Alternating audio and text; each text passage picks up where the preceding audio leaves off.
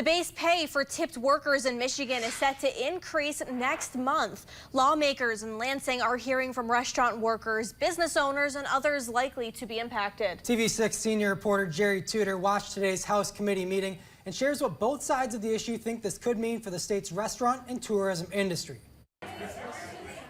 Next month, the base pay for tipped workers will increase to nearly $6 an hour. This is a 52% increase from the current base pay of $3.93 an hour. It's because of a ruling last year by the Michigan Supreme Court. It also sets the state's minimum wage to increase to $15 an hour by 2029. Now, two bills are before a House committee to stop that and keep tipped workers' wages as is.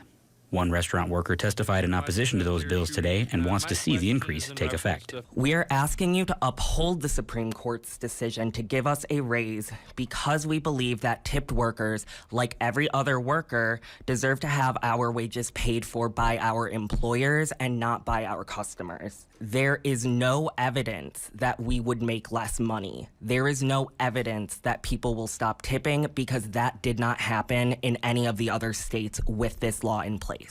Parker Fairbairn is the state representative for the 107th District, which includes St. Ignace and the Sioux. He disagrees with Taub's testimony, citing what he says is the failure of similar laws in other states. We've seen it happen in these different cities, Chicago and Washington, D.C. They're both backpedaling right now after they removed the tip credit. So we've seen it fail in these other locations. And we're trying to stop that from happening. Fairbairn also says if the tipped worker wage is increased, it could mean higher costs for businesses and then ultimately consumers. We had business owners testify in committee today. They said they have two options, essentially, which is increase prices. So your $20 hamburger meal would go up somewhere to $25. That just gets passed on to the consumer. So what you're going to see is less people going out to eat. Fairbairn also said the bills have a few more hearings in committee, but the Republican-led House plans to move them through quickly while thoroughly vetting them.